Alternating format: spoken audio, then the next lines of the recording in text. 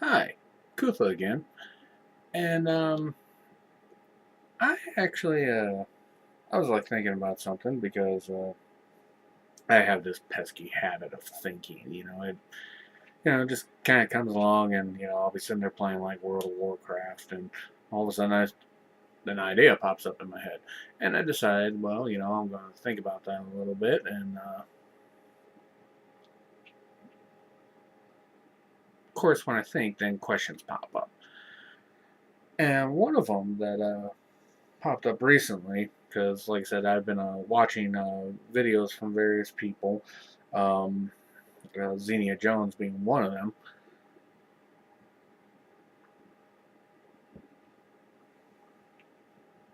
That I had a question or two that popped up that made me wonder why is it that ZJ has to what it looks like almost constantly uh, defending on the stance of being gay.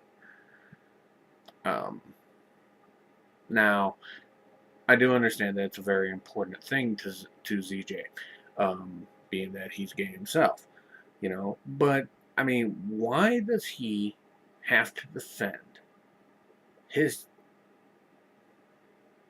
sexual orientation to people that, oftentimes will um, have the policy of don't ask, don't tell, but yet here he is defending, and I'm curious about that. Um,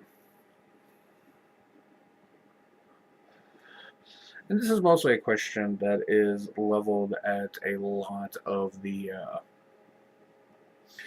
uh, religious types out there. The ones that seem to have the biggest problem with people having a different lifestyle that doesn't fit into the, quote unquote norm that you were used to or, raised to understand.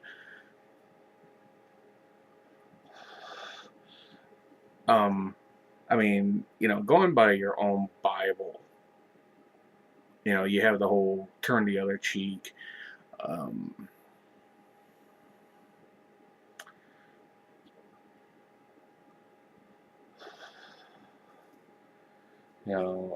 which spawned a lot of other things like, let bygones be bygones.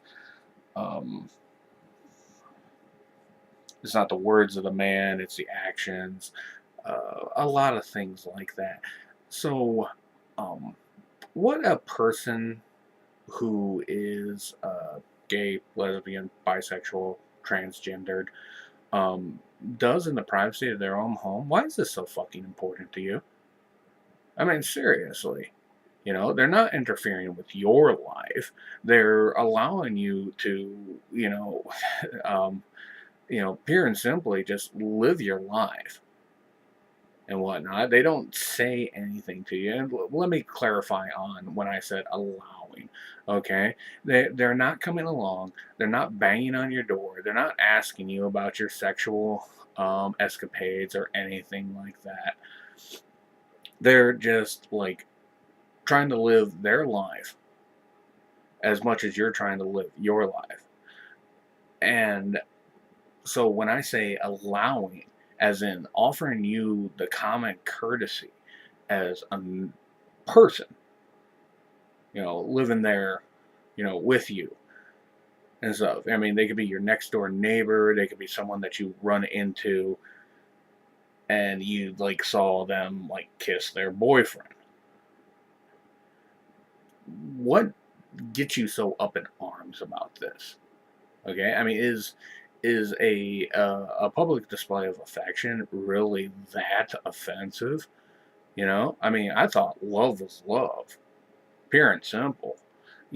But I mean, I see all these videos and whatnot, the where people are like, they're questioning this because it's not the norm. Okay, well, since when has the norm really ever applied to people in general? Because, I mean, yeah, we got the norm, but every single one of you out there has had something that's happened that does not fall into the norm. Let me give you an example. You were crossing the street. You had the walk symbol to go. The norm is you get the walk, they stop. Well, some guy comes driving along and he decides to cruise out really, really fast because he thinks he can slip through. That's not the norm.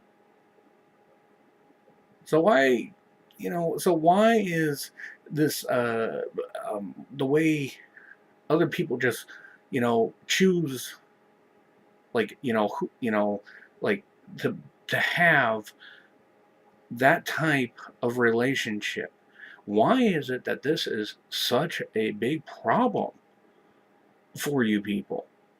I know that a lot of people are immediately going to say, well, because God didn't say this so. And you know what? In the Bible and whatnot, there's a lot of things that God says. There's also a lot of things that were said in lots of different other religions. But, you know, I mean, getting right down to the base facts of it.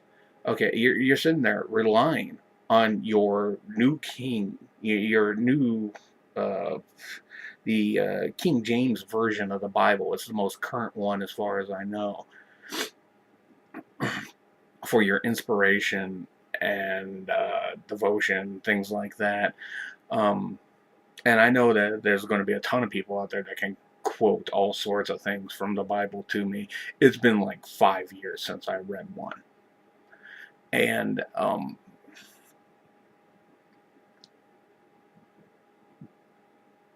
so it basically breaks down to that, yeah, you've got your fancy little book. And so, I mean, most of them, last time I checked, are bound in leather. That's not a costly um, process these days and stuff, but you're still going to shell out, like, whatever for this book when you've got so many other ways to worship that you want to and stuff. And you're going to sit there with these things in your fancy churches with your leather bound books, with guys with full bands playing in the pulpits or whatever, so that way you can sing your hymns and stuff, being materialistic, greedy fucks. And then you're going to go and try to come down on some guy who just, like, came along and was just like, oh, hey, honey, how you doing? And his boyfriend comes along and they say hi and he gives them a kiss goodbye as they go to work and stuff. And you're going to come down on that, you know? I basically want to know is that, where are you guys standing? You know? I mean, I mean, the religious groups that, like, sit there and go to their churches and things like that when you don't need to. I mean, everybody talks about how you need to go to church and believe in God and things like that and stuff. Um, if going by your guys' own words that God is all powerful and all knowing and stuff. So if he's all knowing, doesn't that mean, since he's all knowing, that he's probably everywhere? If I'm sitting there watching TV, doesn't that mean that God's sitting there watching my favorite shows with me? Doesn't mean that God is sitting there watching Ghost in the Shell, Standalone Complex, and Full Metal Alchemist with me? So why would you need to go to a church? And on top of that, why would you need to go to a church that it costs hundreds of thousands of dollars to build this thing and make sure that it's got the current equipment necessary for the PA system, and to make sure that the several thousand dollars it costs to make the baptism tub, and to provide the nice oak pulpit for the pastor to sit there and recite his sermons to the fellow followers of the flock. And but yet you guys have the nerve to where you have all these things that are just fucking given to you underneath the whole thing about religion not being able to be taxed. And you're going to come down on people that just simply want to live their lives and love who they want to love? I mean, personally, myself, if you look at that, and any sane person that would look at that would immediately say, you know what? That's fucked up, Daisy.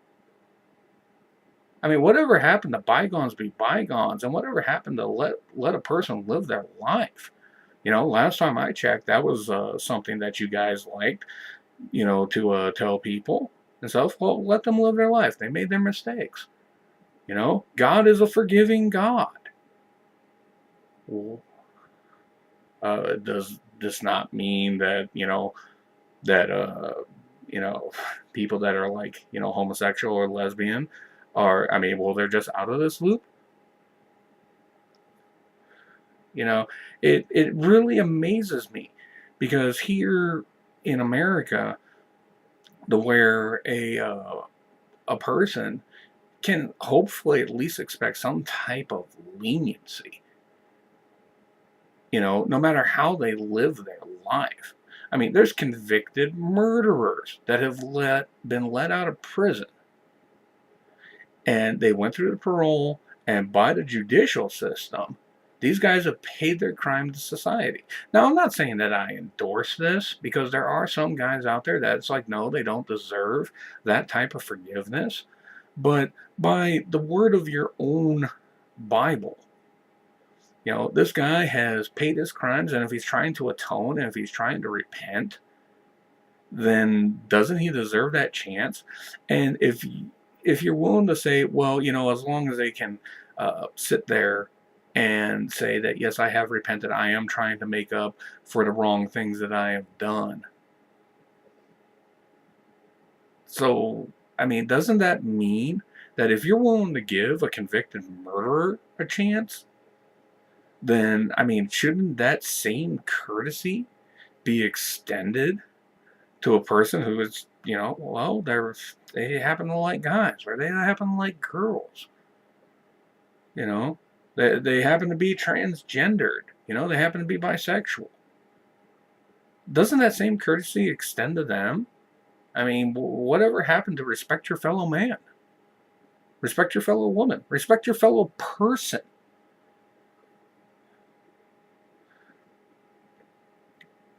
It truly is something that that does perplex me. I mean, when I think about things like that,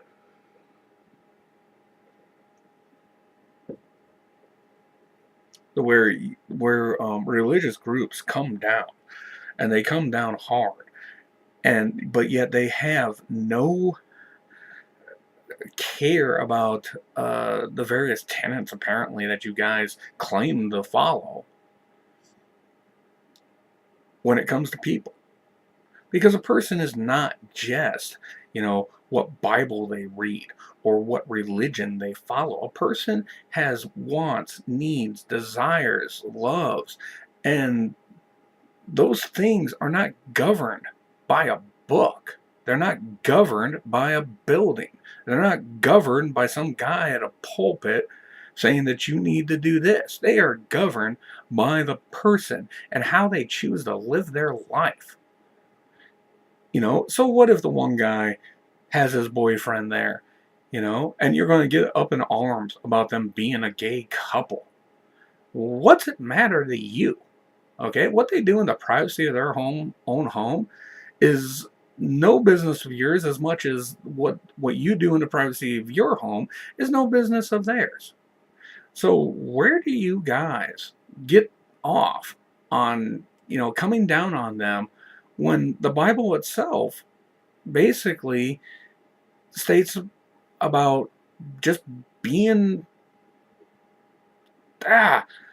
I'm seriously at a loss for words of it. I mean, the Bible is supposed to be a good way to live your life, and yet here you are trying to persecute some group just because they're different. Come on, folks. I thought God taught you better.